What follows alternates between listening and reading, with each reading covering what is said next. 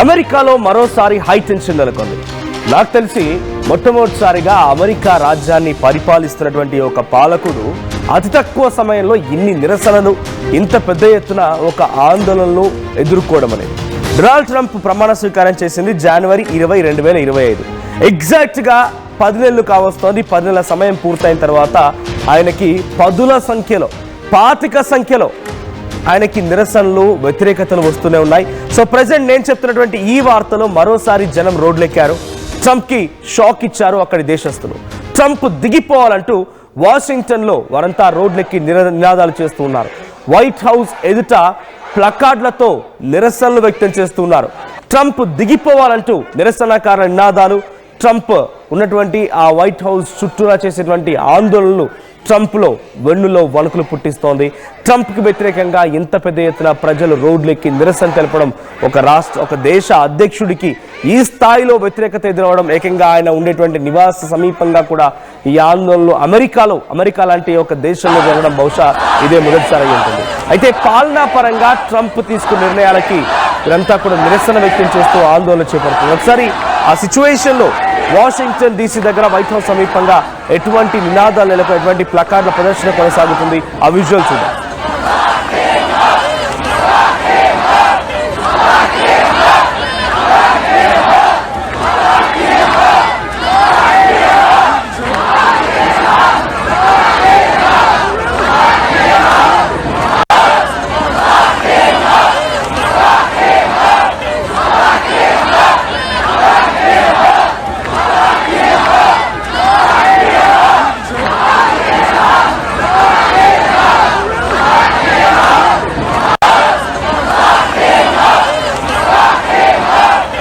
So ఇది అక్కడ నినాదాలు.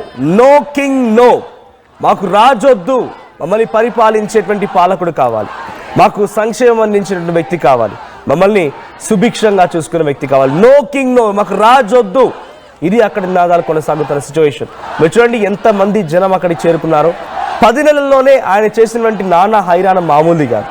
మొదటిగా వచ్చి రాగానే బర్త్ రైట్ సిటిజన్షిప్ అని మాట్లాడుకొచ్చారు.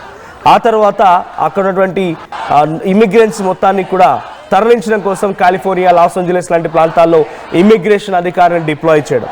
ఆ తర్వాత దేశంలో ఆర్థిక స్థితిగతులను పెంపొందిస్తున్నటువంటి పేరిట ఇతర దేశాలపై టారిఫ్లు పెంచడం. తర్వాత H1B వీసాలని పూర్తిగా రద్దు చేయడం. లోపల మొన్నటి వరకు మీ అందరికీ తెలిసిన షట్ డౌన్ సిచ్యువేషన్ కొనసాగింది. షట్ డౌన్ విషయంలో ఎంతటి ఒక ఆందోళన జరిగే విధంగా, ఆందోళన రేకెత్తించే విధంగా విమాన ప్రమాదాలు జరిగాయి, విమానాలు రద్దు జరిగింది. అధికారులు అందరూ కూడా కార్యాలయాలకి తాళాలు వేసుకొని వెకేషన్లు భాగంగా ఎలా వెళ్ళారో చూసాం. సో ఒకటి కాదు, రెండు కాదు, డొనాల్డ్ ట్రంప్ గురించి చెప్పుకుంటూ పోతే చాంతాడంత కథే ఉంది. రాస్తే పుస్తకం అవుతుంది, తీస్తే సినిమా అవుతుంది. ఈ 10 నెలల సమయాల్లోనే ఆయన చేసినటువంటి నానా పాపాలే ఈరోజు ఆయన వెంటాడుతూ ఉన్నాయి. అనవసరంగా రష్యా ఉక్రెయిన్ యుద్ధంలోకి వచ్చాడు. సరే, వచ్చాడు, వచ్చి ఏం చేశాడు మరి? యుక్రెయిన్ లాంటి దేశానికి ఒక అగ్రిమెంట్ కుదుర్చుకొని 50% అంటే 50-50 వాటాలతో నుంచి రేర్ ఎర్త్ మినరల్స్ పేరిట ఎర్త్ మినరల్స్ని ఎక్స్కావేట్ చేసి ఆ మినరల్స్ అన్నింటినీ అమ్ముకొని చెరిసగం కింద భాగస్వామ్యంగా తీసుకుందామని చెప్పి రష్యాతో విభేదాలు పెంచుకున్నాడు, చైనాతో విభేదాలు పెంచుకున్నాడు. భారత్ లాంటి highest supplier of food materials, Bharat లాంటి ఒక దేశం అత్యధికంగా వారి తిండి కోసం తినుబండారాలు పంపించిన దేశంతో టారిఫ్ పెంచి విభేదాలు పెట్టుకున్నాడు. సో ఆ విభేదాల నేపథ్యంలో అక్కడ తిండికి లోటుపాట్లు ఏర్పడ్డాయి. లోపల షట్ డౌన్ సిచ్యువేషన్ అనుకోండి, బర్త్ రైట్ సిటిజన్షిప్, కాలిఫోర్నియాలో ఎటువంటి ఆందోళన, లాస్ ఏంజలస్లో ఎటువంటి అగ్నికి లగిసిపడ్డాయి, అటవీ ప్రాంతం మొత్తం ఎలా దగ్ధమైంది, ఇవన్నీ కూడా ఆయన వచ్చిన తర్వాతనే, ఆయన అధ్యక్షుడైన తర్వాత నాటి నుంచే ఇటువంటి సంఘటనలు ఒకటి కాదు, రెండు కాదు, 10ల సంఖ్యలో చోటు చేసుకున్నాయి. నేషనల్ సెక్యూరిటీ ఏజెన్సీస్ అక్కడికి చేరుకున్నాయి. ఒక్కొక్కరికి కొన్ని డాలర్ల రూపాయలు ఒక రోజుకు చొప్పున ఇచ్చి నేషనల్ సెక్యూరిటీ ఏజెన్సీని డిప్లాయ్ చేసి అక్కడి ప్రజల్ని మొత్తాన్ని అణిచివేయడం, వారందరినీ ఇబ్బందులకు గురిచేయడం. ఇలా ఒకటి కాదు, రెండు కాదు, చాలా కోకొల్లుగా జరగడంతోనే, ఎవరు ఊహించని విధంగా ఇటువంటి సంఘటనలు జరగడంతోనే డొనాల్డ్ ట్రంప్కి చాలా తీవ్రమైన వ్యతిరేకత ఏర్పడింది. అయితే కొన్ని సంఘటనలు, no kings June 2025 and October 2025 ఈ మధ్య కాలంలో నో కింగ్ అనేటువంటి పేరిట నిరసనలు కొనసాగుతున్నాయి. ఈ రోజు వరకు కూడా ఇంకా ఈ నో కింగ్స్ పేరిట నిరసన కొనసాగుతోంది. అక్టోబర్లోని సుమారుగా 17వ తేదీన, అక్టోబర్ 17, 16 ఆ తేదీల్లో ఒకే చోట చాలా పెద్ద ఎత్తున 5 నుంచి 7 మిలియన్ జనం, 5 to 7 millions of public gathering జరిగింది. వారంతా కూడా నో కింగ్స్ అనేటువంటి పేరిట ట్రంప్కి వ్యతిరేకంగా పోరాడిన వాళ్ళు. సో డొనాల్డ్ ట్రంప్ గెలిచి 10 నెలలు అవుతోంది. 10 నెలల్లోనే ఆయన ఇన్ని విధ్వంసాలు చేశారంటే ఇంకా ఆయన పదవీ కాలంలో ఎటువంటి మారణ హోమానికి, ఎటువంటి దారుణ కాండకి ఆయన తెరలేపుతారో చూడాలి. సో ప్రెసెంట్ డొనాల్డ్ ట్రంప్ యొక్క వ్యవహార శైలి అక్కడ అంతర్గతంగా దేశాన్ని పెద్ద ఎత్తున అక్కడి ప్రజలను నొప్పిస్తోంది. ఆయన తీసుకునే ప్రతి చర్య అక్కడి ప్రజల్లో ఒక భయాందోళన గురి చేస్తోంది. టారిఫ్లు విధించడంతో కూడా అక్కడ లోపల ఆర్థికవేత్తలు కూడా ఇది తప్పు అని తప్పు చెప్పినా కూడా వారిని ఖండిస్తాడు. వారిని సైతం పిచ్చి వాళ్ళు, మూర్ఖులు అంటూ మాట్లాడతాడు. ఆ తర్వాత డొనాల్డ్ ట్రంప్ ఏకంగా టారిఫ్లు పెంచేటువంటి హక్కు నీకు లేదని చెప్పి ఫెడరల్ కోర్టు తేల్చేసిన సుప్రీంకోర్టుకు వెళ్తాడు. సుప్రీంకోర్టులో చుక్కెదురైన నాలాంటి వాడు దేశాన్ని పరిపాలించేటువంటి ఒక నాయకుడికే ఈ విషయాలపైన అధికారం లేదనంటే మరి ఎవరికి ఉంది? నా దేశం సుభిక్షంగా ఉండడం నాకు అక్కర్లేదా అనే రకంగా అనవసరమైనటువంటి రాద్ధాంతాన్ని సృష్టించి కోర్టులను సైతం తప్పుపడతాడు. కోర్టులను కూడా మీరంతా కల్ప్రిట్స్ అని మాట్లాడుతూ ఉంటాడు. సో వేరే దేశాల్లో జరిగిన యుద్ధాలను మొత్తం నేనే ఆపుతానంటాడు. కానీ యుద్ధానికి జరగడానికి కారణమవుతాడు. ఇలా ఒకటి కాదు, రెండు కాదు. డొనాల్డ్ ట్రంప్ గురించి చెప్పుకుంటే ఒక భారతీయుడిగా నేనే ఎన్ని విషయాలు చెప్తున్నానంటే అక్కడ అమెరికాలో ఉన్నటువంటి అమెరికన్ దేశస్తులు ఇంకా ఎన్ని విషయాలు చెప్తారు.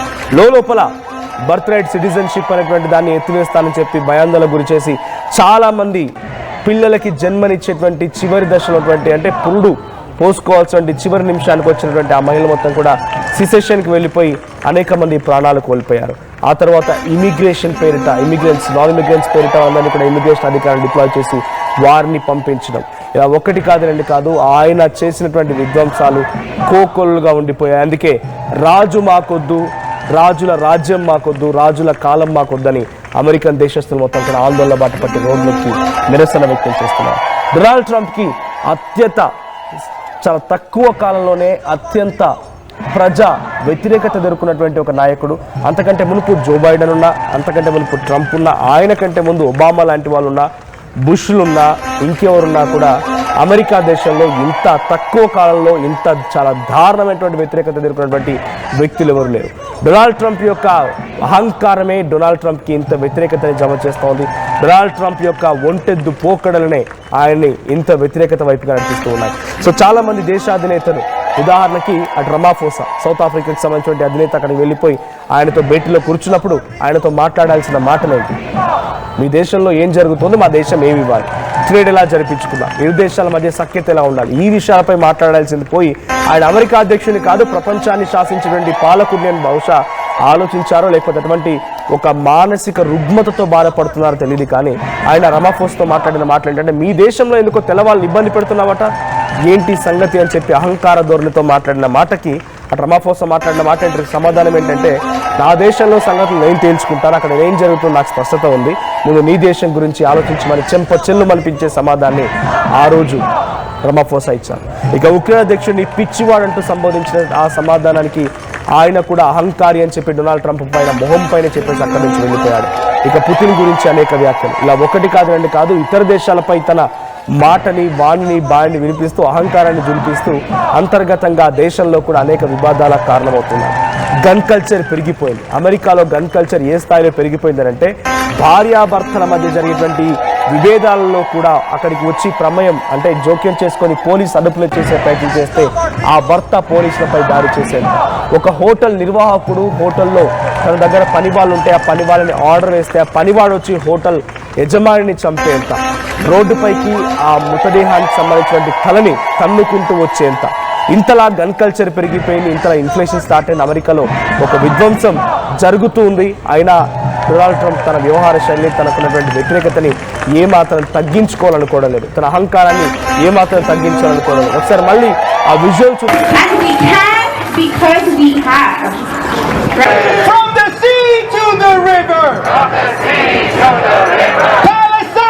సో డొనాల్డ్ ట్రంప్ కి వ్యతిరేకంగా ఎంతటి నిరసనలు జరుగుతున్నాయి అక్కడ మనం చూస్తున్నాం. ఆయన్ని కన్విక్ట్ చేయండి, ఆయన చేసినటువంటి తప్పులకి ఆయనని శిక్షించండి అనేటువంటి నిరసనలు కూడా అక్కడ కొనసాగుతున్నాయి.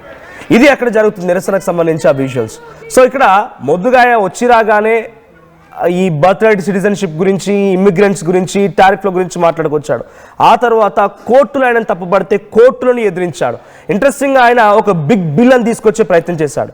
ఆ బిగ్ బిల్ని ఆయన వెంటే ఉండి ఆయన కోసం ప్రచారంలో పాల్గొని ఆయన గెలిపించడానికి కృషి చేసినటువంటి టెస్లా అధినేత, ట్విట్టర్ అధినేత ఎలాన్ మస్క్కి సైతం మొండి చేయి చూపించాడు. ఎలాన్ మస్క్ ఏమన్నాడంటే, dose department of government efficiency అనే పేరిట ఒక ఆర్గనైజేషన్ ఏర్పాటు చేసి దాని ద్వారా ప్రభుత్వం నిధులు సమకూర్చుకోవడం ఎలా, ప్రభుత్వం ఇప్పుడు ఏ విషయాలపై దుర్వినియోగం చేస్తోంది ఈ నిధులని, సో ఆ నిధులను తిరిగి ఉపయోగించుకోవాలంటే ఇలా చాలా కూలంకషంగా డోస్ అనేది విశ్లేషించి ఒక విషయానికి ఒక నిర్ధారణకు వస్తే దాన్ని అమలు చేయాల్సింది డొనాల్డ్ ట్రంప్ బాధ్యత. సో డోస్ అనేది వ్యవస్థను ఏర్పాటు చేసుకొని దానికి అధ్యక్షుడిగా ఎలాన్ మస్క్ నియమించింది కీలకమైన నేతగా. కానీ ఆ డోస్ సూచించినటువంటి సూచనల్ని, సలహాలని మొత్తాన్ని పక్కన పెట్టారు. బిగ్ బిల్ అనేటువంటి పేరిట ఆ బిల్ను తీసుకొచ్చి యథేచ్ఛగా ఈరోజు ఇష్టం వచ్చినట్టుగా ఫ్రీబీస్ని ఇస్తూ రేపటి రోజున కంప్లీట్గా ఆ ఫ్రీబీస్ ద్వారా దేశం మొత్తం దివాలా తీసే పరిస్థితికి వచ్చిందనేటువంటి మాట ఎలాన్ మస్క్ మాట్లాడుకోవచ్చు. అంటే ఆయన వెన్నంటే ఉన్న వారే కూడా ఆయన విభేదిస్తున్న సిచ్యువేషన్ ఎంత అన్కంట్రోలబుల్గా అయిపోయింది అర్థం చేసుకోండి. ఇలా ఒకటి కాదు, రెండు కాదు, చాలా కోకొల్లుగా ఉన్నాయి. అనవసరంగా భారత్పై టారిఫ్ పెంచడం, చైనాపై టారిఫ్ పెంచడం, ఉగ్రవాదులైనటువంటి దేశాలకి, పాకిస్తాన్ అనే దేశాలకి ఆయుధ సామాగ్రి అందించడం, టర్కీకి ఆయుధ సామాగ్రి అందించడం, మంచి వారికి చెడు చేయడం